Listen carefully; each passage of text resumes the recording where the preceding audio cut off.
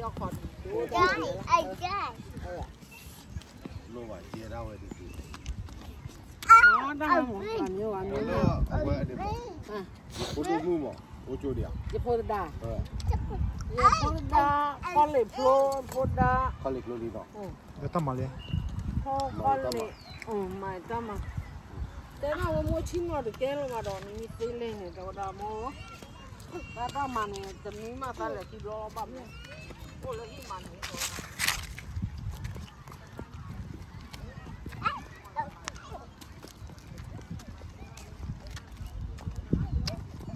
đâu là đi bắt lại cho nè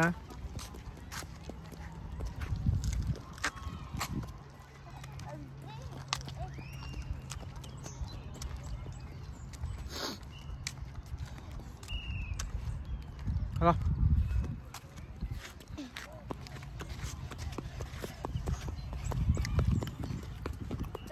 mình lại phải gì vậy hay đấy hay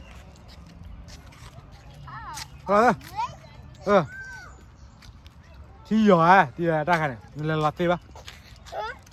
thì giờ tên này ba lấy ba thì giờ cô đây nha đi đun nè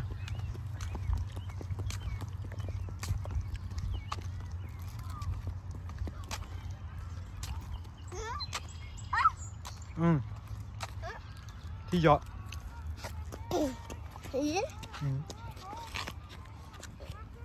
phải mấy lờiนั่นแหละกว่าเนี่ยว่าแต่ฮะว่าแต่เฮ้ยเนี่ยกี่โดนนะว่ากี่อ่ะหากี่อ่ะฮะอะไรวะ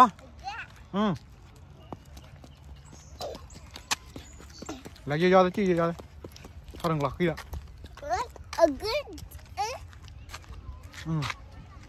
nó bật khó lọt ra này chị đây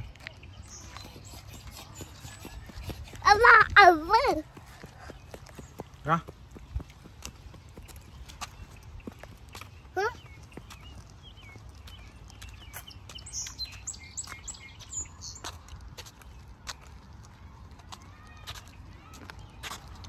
đây mình lấy lại tôi lấy là hả lấy ba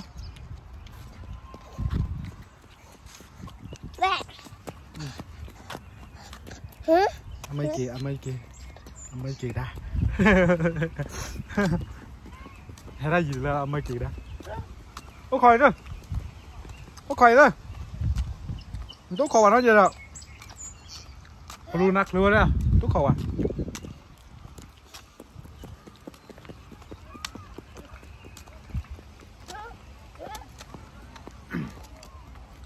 lunakหรือเปล่า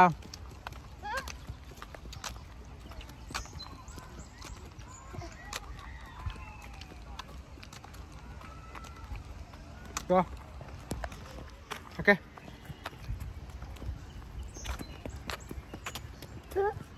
ได้เลยนะได้ฮะอะไรเลยนี่กว่าไหมอ่ะนี่กว่าไหมอ่ะที่ได้บอลเล่นได้บอลนี่เดียน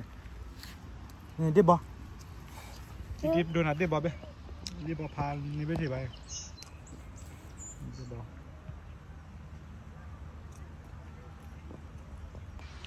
บอลที่ได้บอลพบกันแล้วนะ